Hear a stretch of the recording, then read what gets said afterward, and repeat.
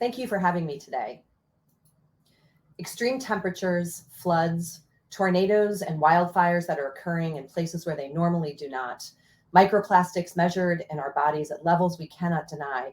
We are at a crisis moment with climate change, with the impacts that are undeniable. But we cannot address climate change if we are not also going to address environmental justice. These are just a few of the hundreds of headlines you will find from media outlets around the world who are covering environmental justice with greater urgency. Environmental justice has been studied from a scientific perspective for decades, and there is indisputable evidence and data that proves its presence and negative impacts in communities around the globe. It is not conjecture, it is a point in fact.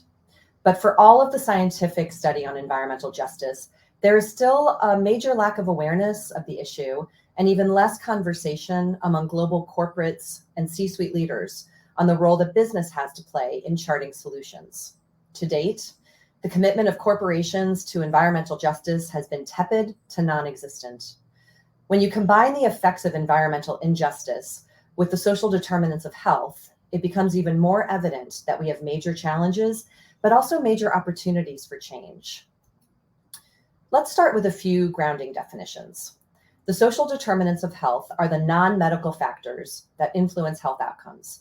They are the conditions in which people are born, grow, work, live, and the wider set of forces and systems that shape the conditions of daily life. Environmental justice means that everyone, regardless of race, color, national origin, or income, has the right to the same environmental protections and benefits, as well as meaningful involvement in the policies that shape their communities. Environmental justice is about responsibility for addressing a systemic problem that the average person of privilege doesn't realize exists and is an issue that the typical C-suite leader doesn't want to or know how to acknowledge. We cannot separate the human impacts of right livelihood, safe communities, access to healthy food or clean water with how environmental injustice plays a critical role. It is at this nexus point where we stand to make the most progress or the biggest loss. And this is why we decided to take a closer look at what people knew about environmental justice. Last year, Golin's social impact and inclusion practice, a practice that I am fortunate to lead, commissioned the first ever survey that studies the perceptions of this issue and probes on the responsibility that business has in addressing it. For our first year, we focused on the United States. We wanted to know, what did Americans think of the topic of environmental justice? Did they understand it? Did they believe it? Did they believe in it? And how important did they feel it was for companies and brands to address the issue? Furthermore, inside of a company, who did they think was responsible for leading on such an important topic? We also wanted to know what C-suite leaders knew about environmental justice and if they believe their brand had a role to play in addressing it, and if not, why? Here are some of our results. When it comes to having a real understanding of environmental justice, as the adage goes, the kids will be all right. Gen Z and millennials were most likely to believe that climate change and racial justice were most strongly linked. Boomers and Gen Xers are less convinced. But overall, Americans tended to select the right factors that contribute to environmental injustice.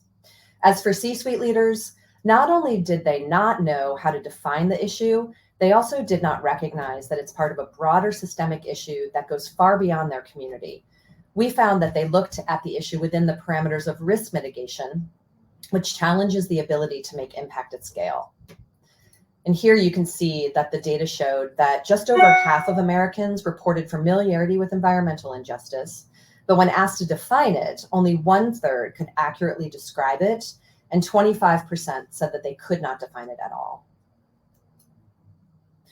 We found that C-suite leaders say their company would take action on environmental issues, but it comes from a reactionary, more surgical approach because today there's no financial or reputational pressure to change behavior, and there's no financial or reputational opportunity to lead because of it.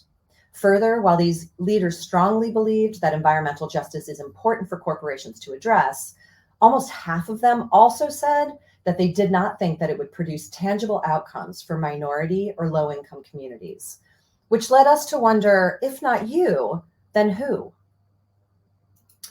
And here, some of the data showed that nearly 9 in 10 executives agreed that environmental justice is important for corporations to address, but 49%, almost half, didn't think that it would lead to tangible outcomes for minorities or low-income communities.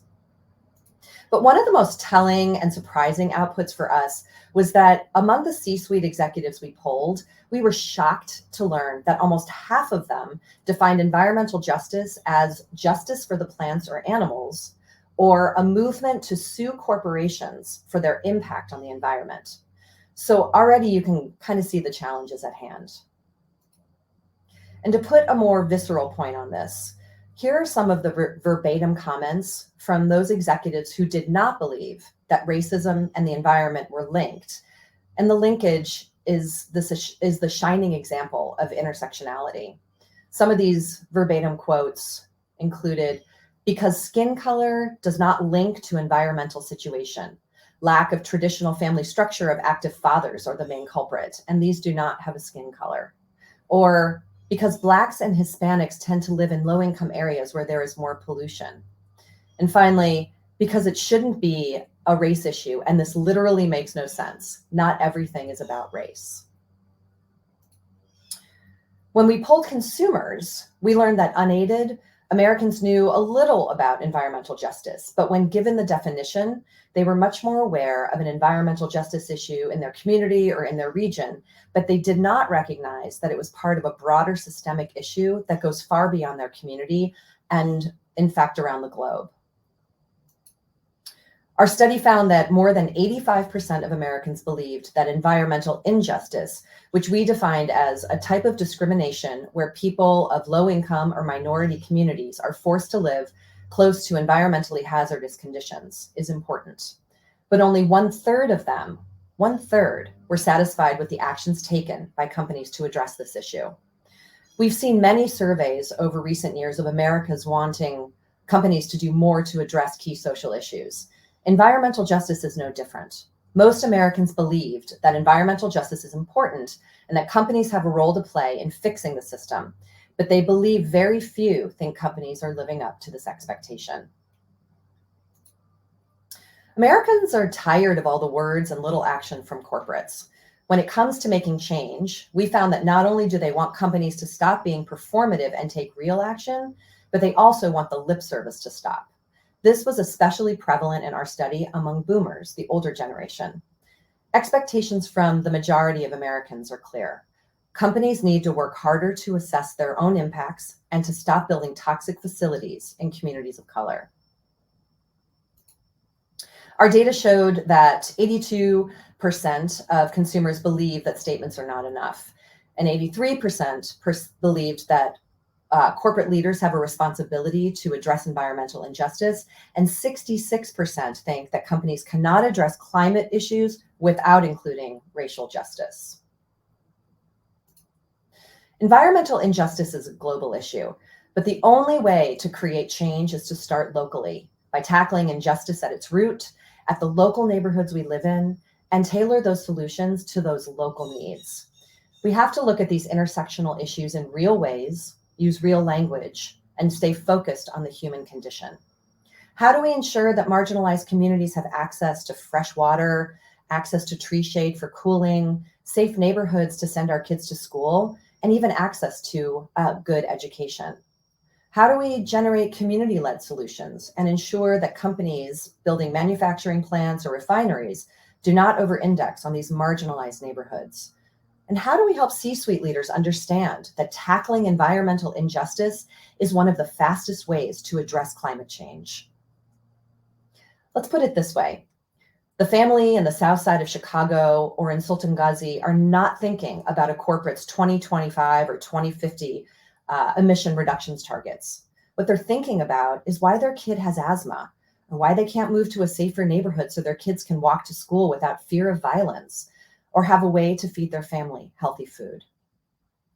So how do we use ESG as an effective roadmap for corporates?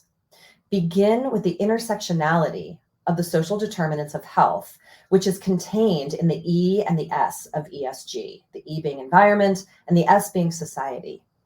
When we realize that issues like safe access to housing, and transportation, equitable access to education and nutritious foods, and healthy air and water are intrinsic in the E and the S within ESG, it can be a helpful roadmap for corporates to understand what issues we have to govern, and it makes that governance of those rules and guardrails much more evident. That's why we believe that intersectional environmentalism is so important, because this reminds us to fight for the human element of nature. And this is the defining structure for ESG. For a C-suite leader, think about environmental justice as an opportunity to leapfrog your ESG commitments and make a tangible difference to human lives. We need to help C-suite leaders who are funding ESG and DEI initiatives understand the definition of environmental justice, see the local community opportunities inherent in these systems, and learn that these are not risk areas, but actual areas of opportunity to create change at scale. And we have to help them understand how to apply a local lens to this issue to find regenerative solutions so both the community and the planet can benefit. Thank you so much. If you have interest in learning more, you can email me. My email is lsutphen@golin.com.